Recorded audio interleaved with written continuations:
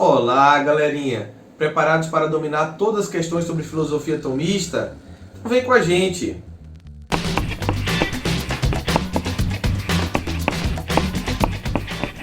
Não se esqueça, vai deixando logo o seu like e se inscrevendo no nosso canal. Assim você pode ficar por dentro de toda a nossa série de vídeos sobre história da filosofia. Estamos tratando agora sobre a filosofia medieval. A história da filosofia é dividida em 4 grandes áreas. São elas: filosofia antiga, filosofia medieval, filosofia moderna e filosofia contemporânea.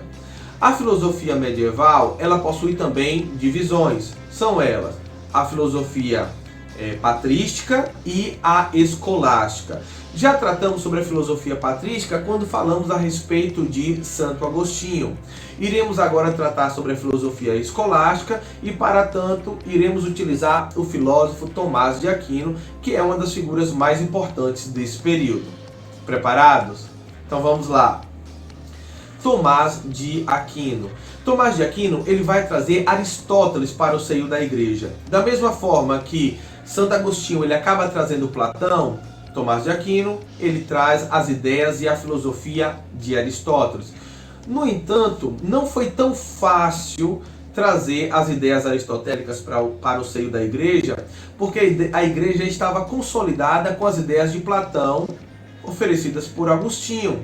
E a filosofia aristotélica possuía alguns entraves com as ideias da igreja, como, por exemplo, a proposta de Aristóteles em afirmar que a alma era algo material, enquanto a igreja afirmava que a alma era algo imaterial. Mas não somente isso, como também outras ideias aristotélicas acabam entrando em confronto, a princípio, com a proposta da igreja. No entanto, no decorrer do tempo, depois que Tomás de Aquino ele acaba apresentando de maneira muito feliz as ideias aristotélicas, Aristóteles vai ser conhecido dentro do seio da Igreja Católica como o filósofo, com artigo maiúsculo, o filósofo, tamanho foi a sua importância dentro desse cenário.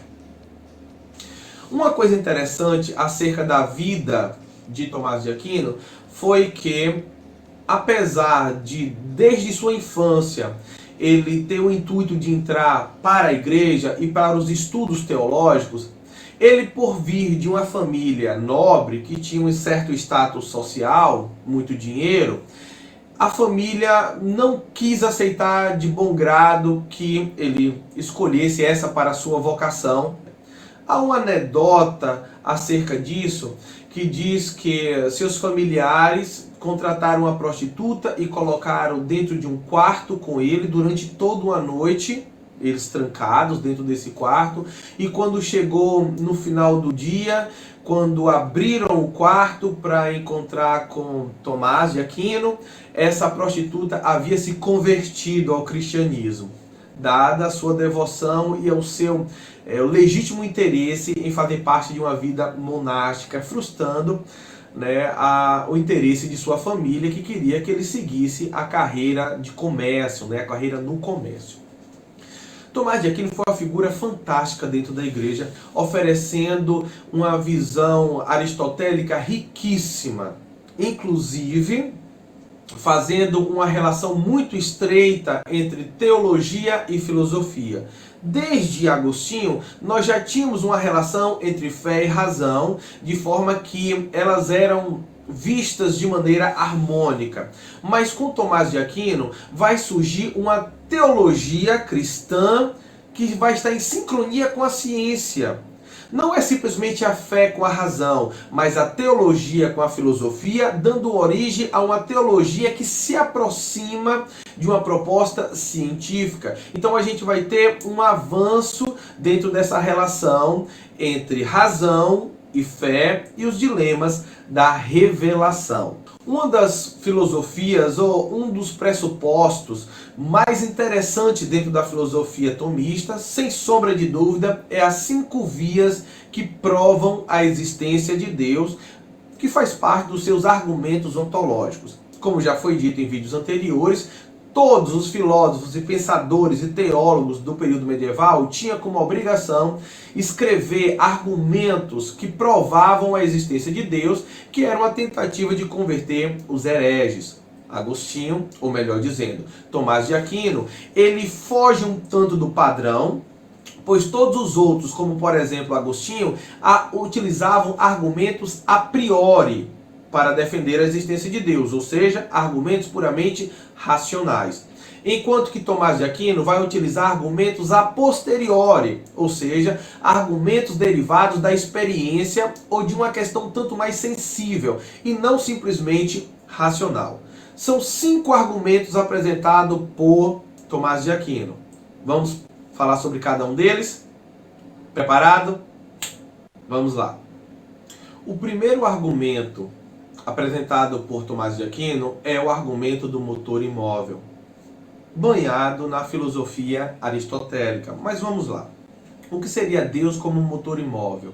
É afirmar que Deus é aquilo que dá origem a todo movimento que existe. Porque tudo que está posto no universo está em movimento. E Deus seria esse motor que gera o movimento, ao mesmo tempo que ele é imóvel, porque se ele estivesse em movimento, ele teria sido movido por uma coisa que o antecedeu. E como nada antecede a Deus, ele estaria estático, mas ao mesmo tempo gerando movimento. Daí, motor imóvel.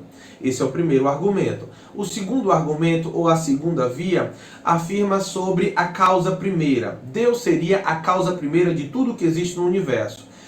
Se a gente começasse a fazer um movimento em regresso, isso daqui está em movimento porque foi gerado por isso daqui. Isso está em movimento porque foi gerado movimento por esse outro fator. E assim sucessivamente, se a gente começasse a fazer esse regresso ao infinito, nós chegaríamos em Deus como a primeira causa. É muito parecido causa primeira com motor imóvel, mas são 2 argumentos distintos apresentados por Tomás de Aquino. O terceiro argumento, que é o argumento de necessidade. Existem coisas no universo que são contingentes e coisas são necessárias. Por exemplo, a cor do cabelo é uma coisa contingente, enquanto que cabelo é algo necessário. Só existem contingências, como por exemplo, cabelo ruivo, loiro, de cor castanho ou de qualquer outra cor, porque existe cabelo. Cabelo é algo necessário, enquanto a tonalidade é algo contingente. Deus seria a necessidade para todas as contingências e variedades que existem no universo, ou seja, Deus é algo necessário para a existência. O quarto argumento vai falar sobre a perfeição. Existem graus de perfeição. Por exemplo, existe uma pessoa bonita, mas aí você encontra uma pessoa que é mais bonita do que a anterior, e depois você encontra uma que é mais bonita do que a anterior, e assim sucessivamente. E a gente percebe que existem certos graus de beleza, certos graus de qualidade e inúmeras coisas. Porém, quando a gente vai ao grau máximo de todas as coisas, nós iremos encontrar Deus. Deus é o grau máximo de perfeição. Isso representa o quarto argumento, ou a quarta via de Tomás de Aquino. E por fim, a última via, o quinto argumento, que é a finalidade. Tudo que existe no universo tem uma finalidade, e a finalidade de todas as coisas é Deus. Todas as coisas são direcionadas para Deus. Isso representa um dos pontos mais importantes dentro da filosofia tomista, que é as 5 vias da prova que provam a existência de Deus, seus argumentos ontológicos. A filosofia tomista permeia outros horizontes, como política, como conhecimento. Ele vai falar sobre o sensível e o inteligível. Existe ainda uma gama de áreas que podem ser trabalhadas dentro da filosofia tomista, mas isso fica para outros vídeos. Tudo bem? Qualquer dúvida, deixa aqui nos nossos comentários. Não se esqueça, curte o nosso vídeo, se inscreve no nosso canal, ativa o sininho, porque assim você pode ficar por dentro dos nossos próximos vídeos acerca de filosofia e da história da filosofia. E quer dominar tudo sobre filosofia? Vem com a gente!